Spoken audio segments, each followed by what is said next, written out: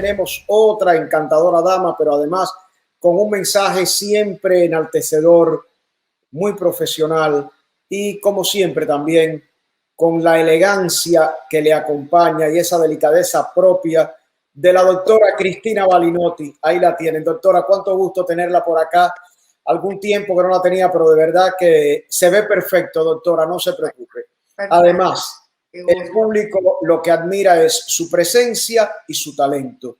De esta manera le damos la bienvenida y le agradecemos siempre a la doctora Cristina Balinotti que esté con nosotros, y ahí ya les pongo la página de internet donde ustedes pueden localizar a la doctora, una de ellas, balinotti.com. Ella después nos hablará de otras de las redes donde usted puede estar en contacto, porque la doctora tiene una amplia presencia en todo lo que es redes sociales y en su profesión en general desde hace muchos años. ¿Cómo está usted, doctora?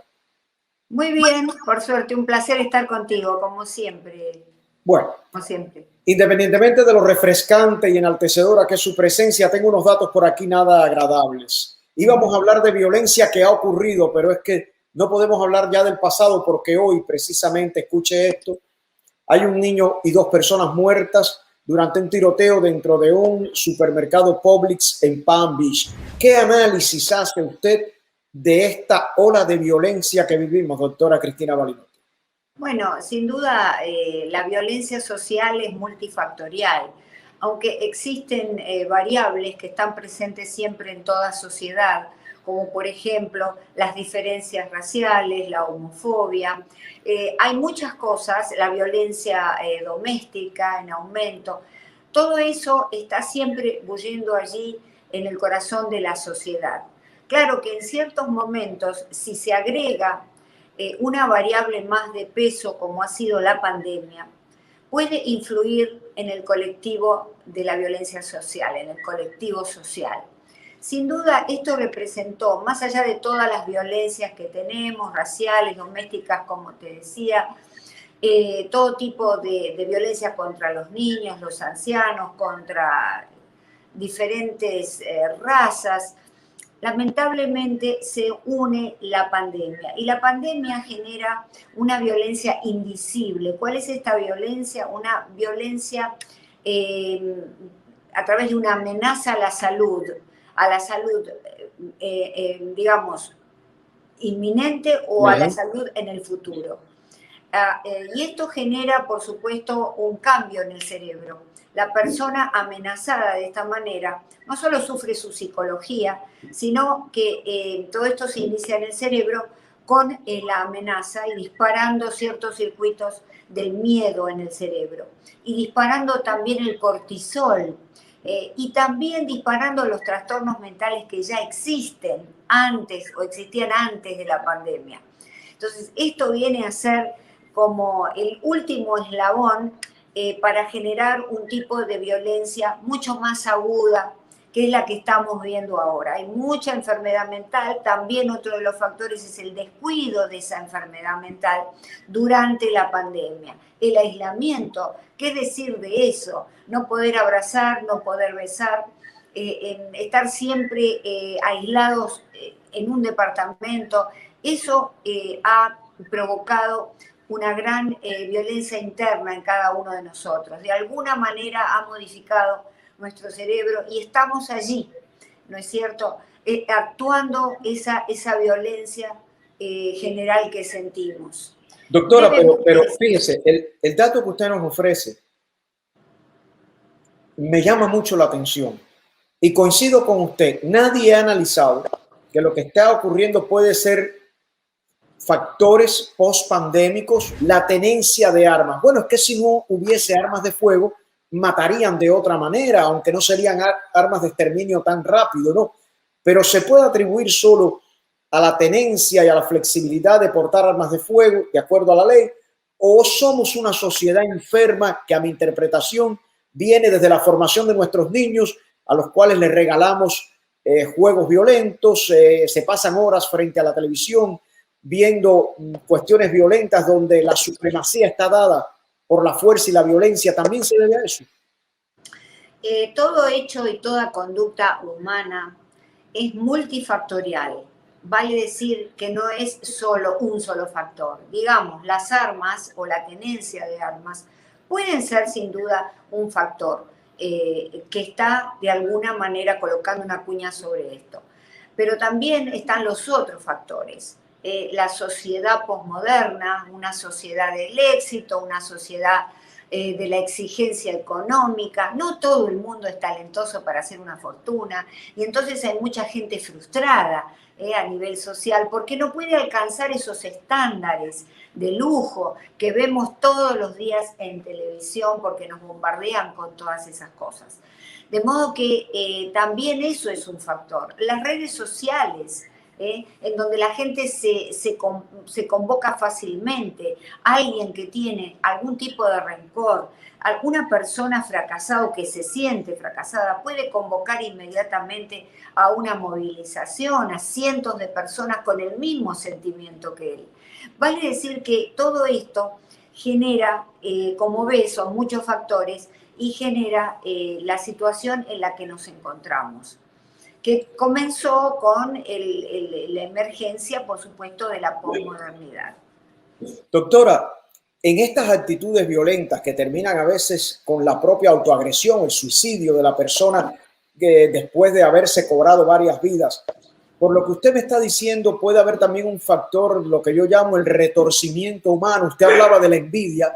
El resentimiento y el odio solo no es suficiente. Hay que tener una genética con tendencia a la violencia, hay que tener una crianza en un medio social violento, familias sociópatas que dan individuos sociópatas, que son aquellos que se manejan a través de la violencia.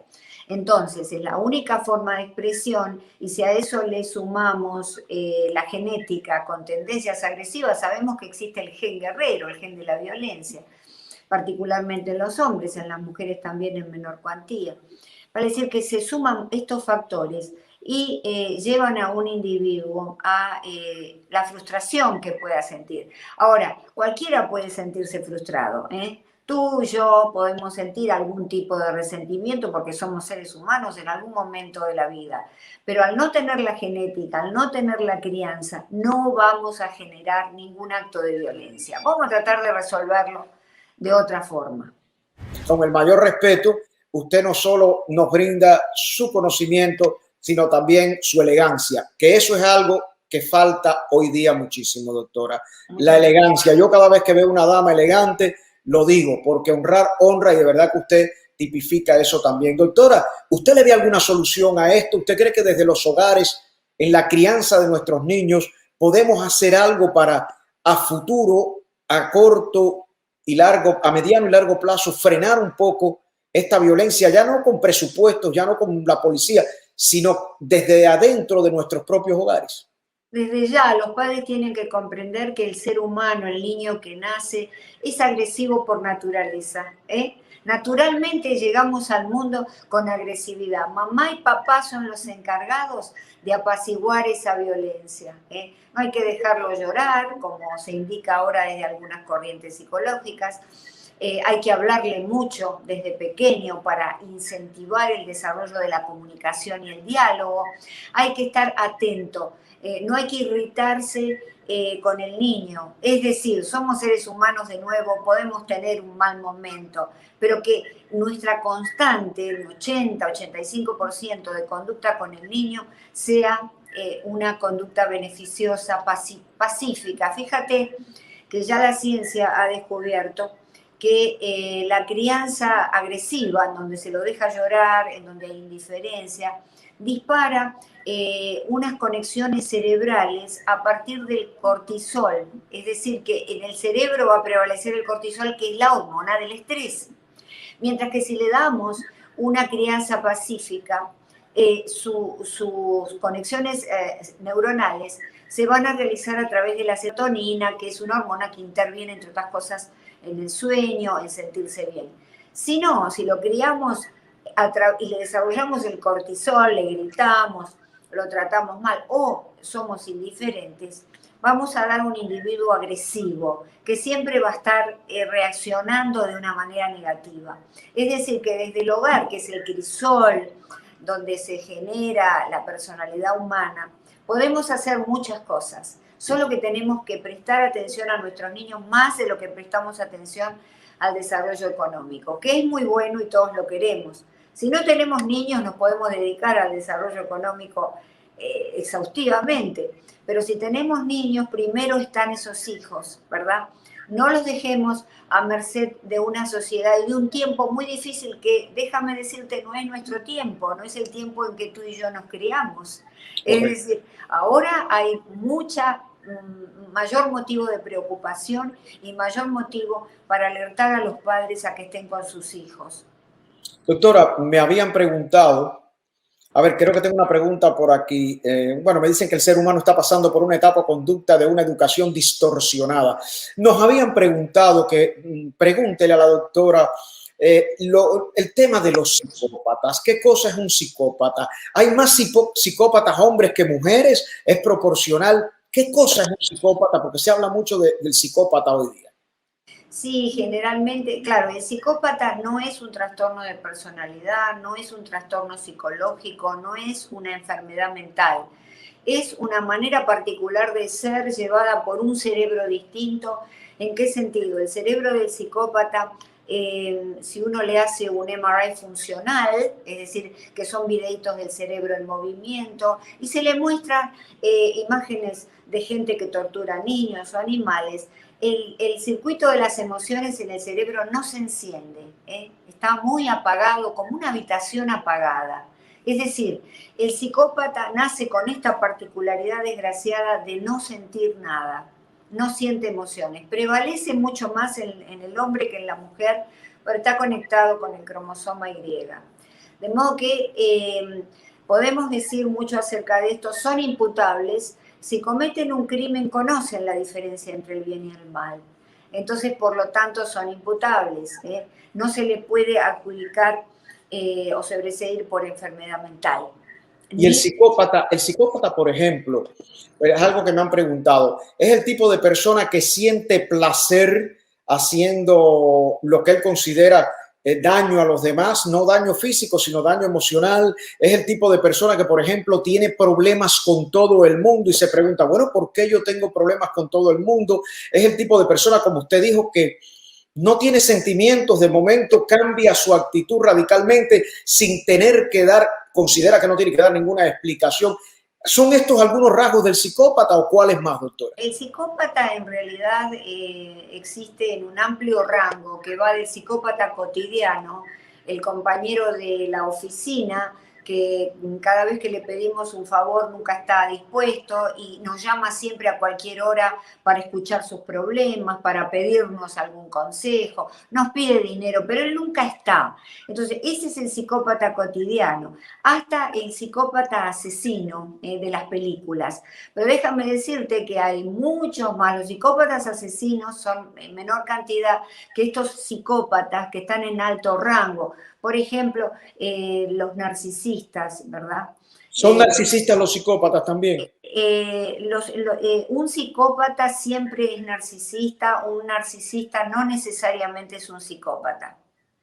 ¿Y cómo identificar? Porque es que me preguntan, ¿cómo identificar los psicópatas? O sea, ya sabemos, usted ha dicho que una persona psicópata, que abunda más en hombres que en mujeres, no sabía eso, pero que es una persona que no siente sentimientos, no siente remordimiento, hace las cosas porque considera que tiene que hacerlas y más nada. Hay cambios bruscos de personalidad. No. En realidad el psicópata es una persona muy seductora, es una persona que en el periodo en que quiere seducir a alguien, sea una mujer, sea un amigo, es sumamente empático en apariencia, porque Claro. son estrategias de, por ejemplo, estudian a la persona. Si conocen a una mujer que quieren conquistar y saben que ella va a determinado lugar a almorzar, la invitan a almorzar, le compran lo que ella quiere. Entonces es un periodo maravilloso y muchas mujeres, por supuesto, caen en esa trampa, se enamoran, es un hombre perfecto, pero después comienza la segunda etapa, la dominación. La dominación, la subestimación de esa persona, porque el psicópata todo lo que busca es poder, y es tener a la gente subsumida. bajo su gran poder. Puede ser alguien que haya sufrido bullying durante la época de estudiante, durante su niñez. No, no, el psicópata es una manera de ser con un cerebro especial. Pueden tener padres amorosos y entonces va a ser, por ejemplo, va a ser una persona adaptada a la sociedad. Por ejemplo, el científico James Fallon, que escribió El psicópata interno, un libro que les recomiendo, él haciendo videos o fMRI de su cerebro y de otros para el libro que estaba escribiendo, descubre que él también es psicópata, porque además la abuela le había dicho, mirá que en nuestra familia hay 3 o 4 asesinos, entonces, ¿por qué no te haces tú también un video de tu cerebro? Y en efecto descubre que él tiene el área de las emociones completamente apagada y se pregunta, ¿qué pasó? Que yo soy un hombre que me casé, estoy con mis hijos, beneficio a la sociedad. Y entonces se contesta, tuve padres que me amaron, es decir, padres que me comprendieron y que no fueron agresivos conmigo y que no me maltrataron. Vale decir que de alguna manera podemos dar en ese caso de tener un hijo, porque no le podemos hacer un video cuando nace del cerebro, no sabemos cómo son. Siempre conviene por esa cuestión tratar muy bien a los hijos, porque por lo menos él mismo reconoce, no soy muy empático, no tengo una tendencia a estar mucho con mis hijos ni con mi esposa, pero no es alguien agresivo y es más, es alguien que está ayudando desde la ciencia a la sociedad. Doctora, ¿y cómo puede, por ejemplo, me sugieren características, cómo puede interpretarse psicópata o no una persona que no manifiesta emociones, que no manifiesta empatía con el entorno, con su propia familia, que termina una persona teniendo problemas con todo el mundo y se pregunta, bueno, ¿por qué tengo problemas con todo el mundo? Y cuando usted analiza son 9, 10, 11 personas o familias con las cuales tiene problemas. La persona, además de ser narcisista, es una persona ególatra, egoísta, crea dependencia, que piensa que todo el mundo tiene que responder a sus necesidades. ¿Eso es parte o es otro factor psicológico? No, el psicópata es una persona manipuladora, seductora, que funciona con estrategias para manipular a la gente. ¿Por qué quiere manipularla? Para que haga lo que él quiere, para servirle a su placer, a su voluntad, a sus necesidades. Cuando, por ejemplo, la persona que está al lado, con la cual generó una pareja, a lo mejor de muchos años, y de pronto la abandona, porque esa persona dejó de tener un fin, una utilidad para él. Es decir, las personas son objetos porque el psicópata le saca la humanidad a la persona y la ve como un objeto que uno utiliza como quien ve un jabón para lavarse las manos o el peine para peinarse. Eso es un psicópata. Pero ojo, al principio son muy seductores.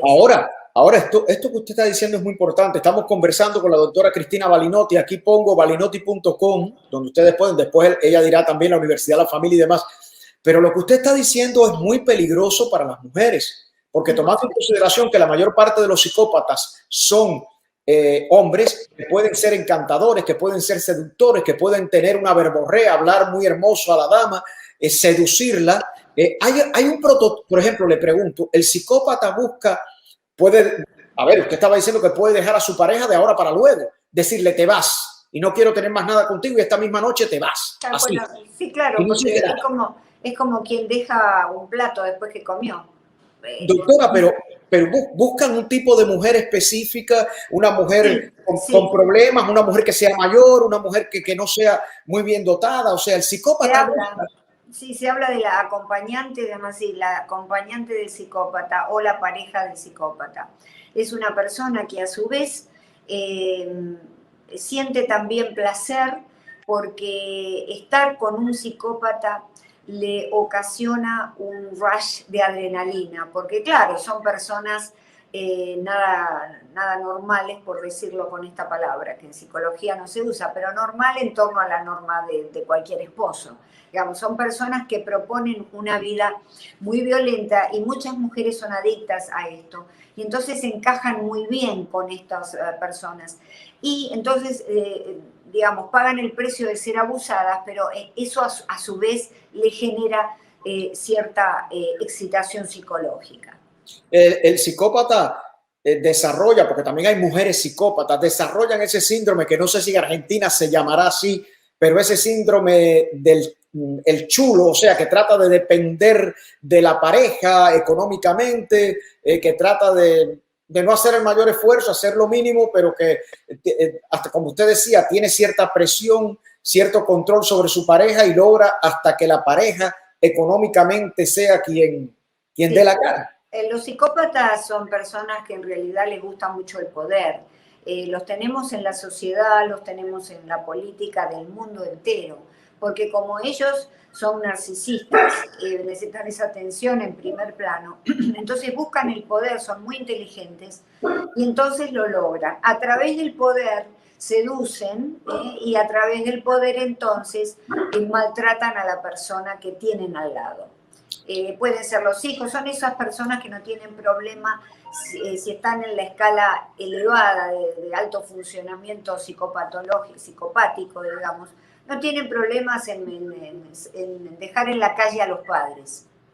Y al principio me imagino que, y esto es bueno para que las mujeres que nos están escuchando, al principio me imagino que el psicópata o los hombres que nos estén escuchando, que pueden ser víctimas de una mujer psicópata, aunque como dijo la doctora Cristina Balinotti, la mayor parte de los casos de psicópatas se dan en hombres, pero al principio hay un periodo de encanto, ¿verdad? ¿Qué tiempo puede durar ese?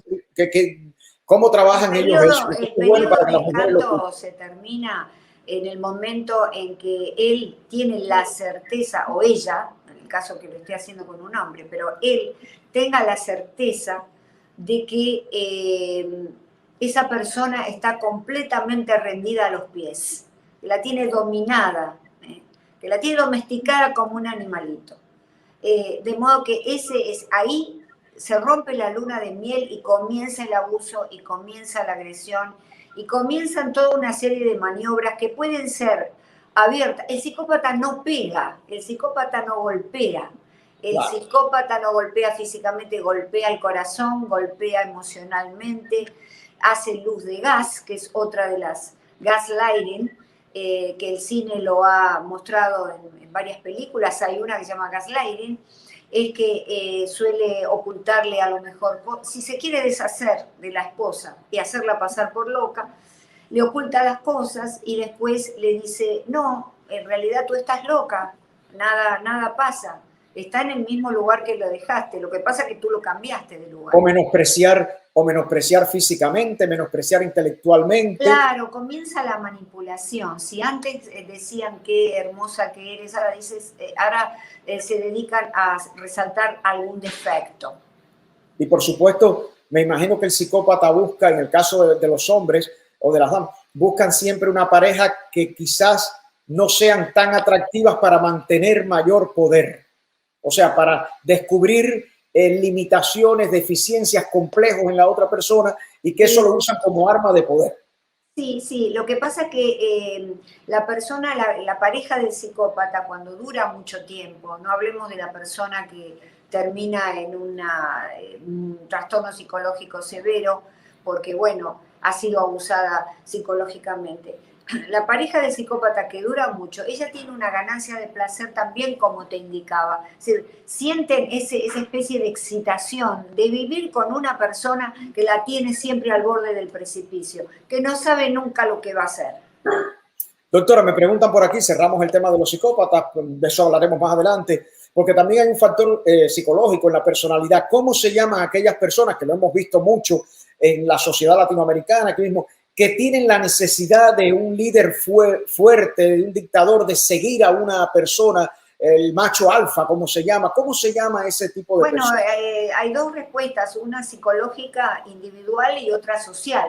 Desde el punto de vista social, desde el punto de vista evolutivo humano, buscamos en ese líder el padre antiguo, el padre de la prehistoria. La primera familia humana estaba manejada por un macho salvaje que dominaba todas las hembras. Usted nos lo dijo aquí una vez, sí. Exacto, entonces eso es desde el punto de vista social. Vemos y además nos va a resolver todos los problemas. Es papá, nos viene a resolver todos los problemas. Desde el punto de vista psicológico, digamos individual, bueno, hay personalidades dependientes, está el trastorno dependiente, que está tipificado en los manuales de psicología y de psiquiatría.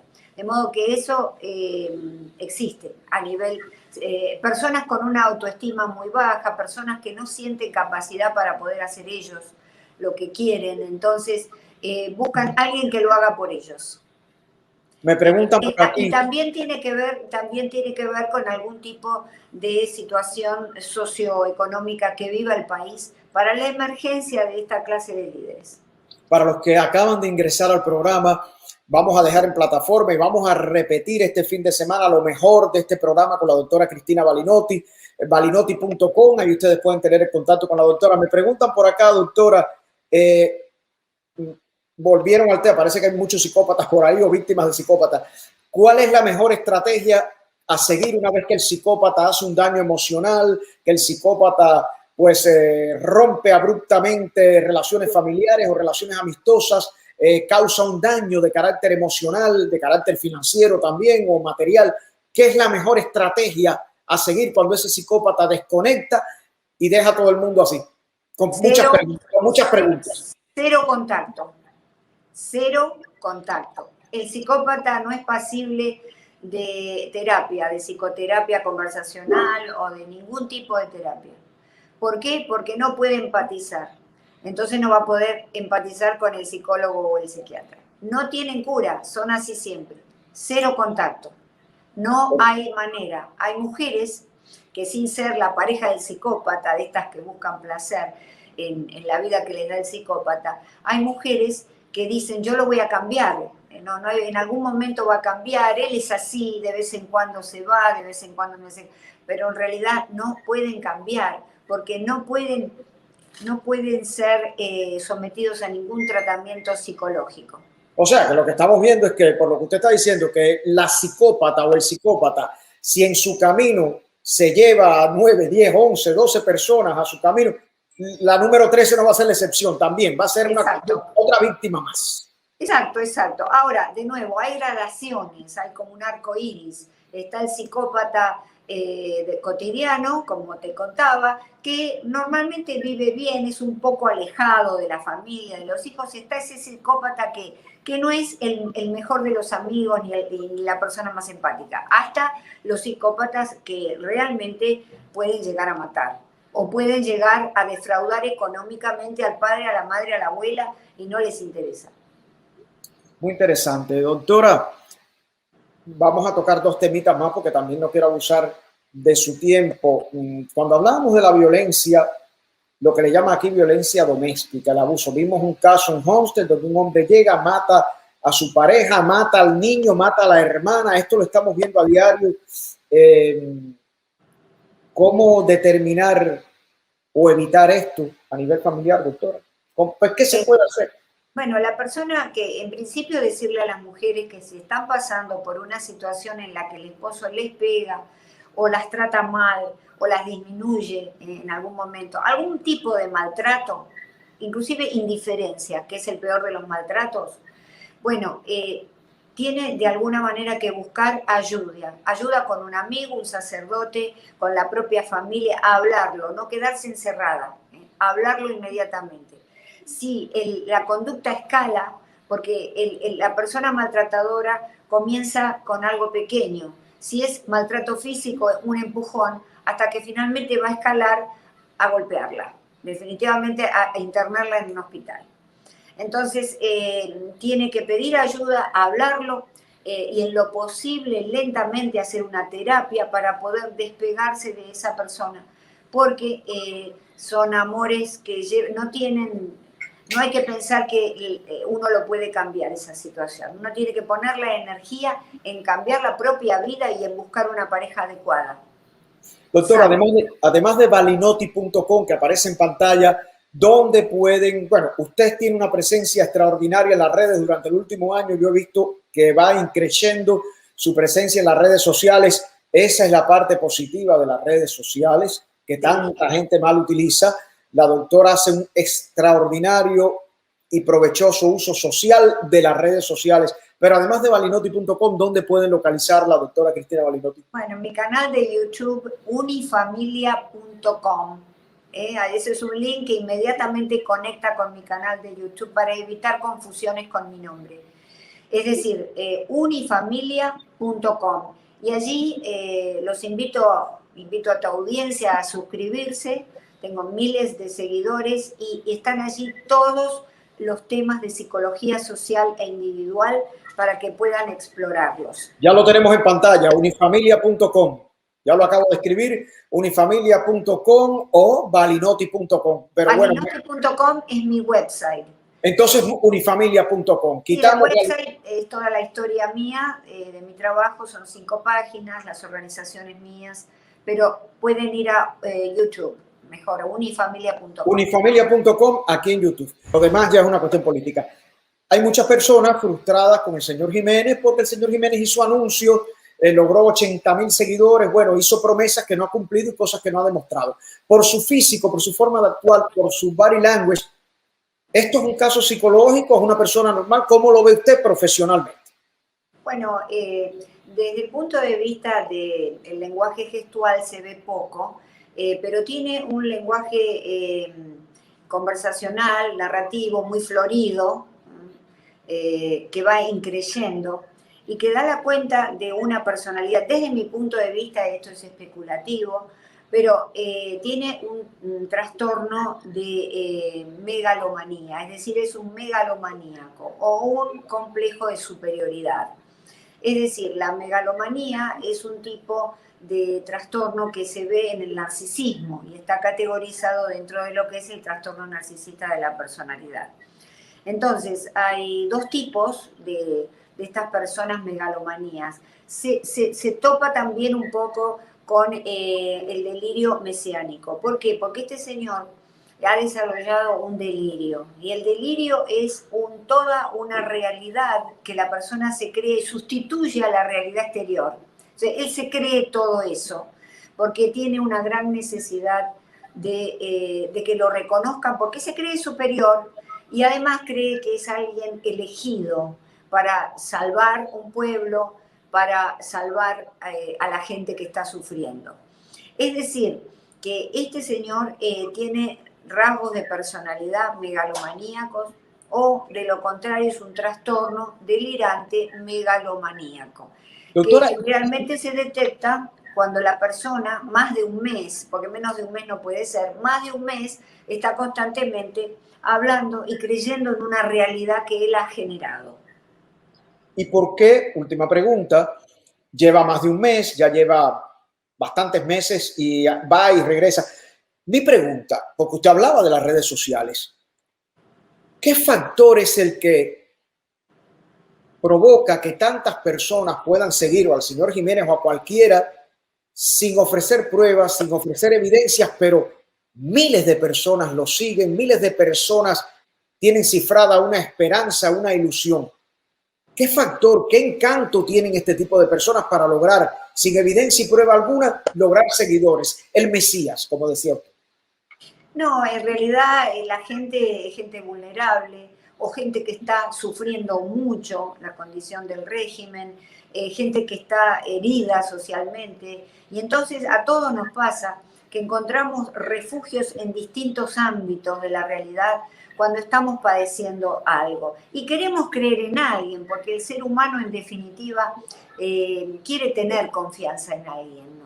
Y esa persona que le viene a decir vamos a cambiar semejante situación en Cuba, es ideal justamente para estas personas vulnerables que no pueden ellos mismos, a lo mejor no pueden tener cierta salida exitosa en su propia vida. Les está ofreciendo realmente, es un Mesías, es algo similar a lo que sucede con las grandes personas, con las personalidades psicopáticas que llegan al poder. Doctora, pero es un delirante. Doctora Cristina Balinotti, el agradecimiento a nombre de toda la audiencia, el mío personal. A veces pues hay tantas noticias, usted conoce muy bien Miami, que no tenemos el tiempo, pero hoy teníamos que sacarlo porque ya teníamos un compromiso previo y ojalá pueda estar muy pronto acá con nosotros. Unifamilia.com, La doctora Cristina Balinotti está en todas las redes, hace presencia invitada en Univisión, en Telemundo, en todas partes. Sigan a la doctora Cristina Balinotti en su página web, cristinabalinotti.com, y ahí en el canal de YouTube, muy importante, unifamilia.com. Mi agradecimiento, doctora, y le deseo todo número de bendiciones para usted y su familia, y felicidades por ese aniversario de bodas que sé que celebró. Muchísimas gracias. Un abrazo y también bendiciones para ti y los tuyos. Gracias. Usted es una bendición para esta comunidad y además pone muy en alto el nombre de la querida Argentina. Muchas gracias. Muchas gracias a ti. Un placer, doctora Cristina Balinotti.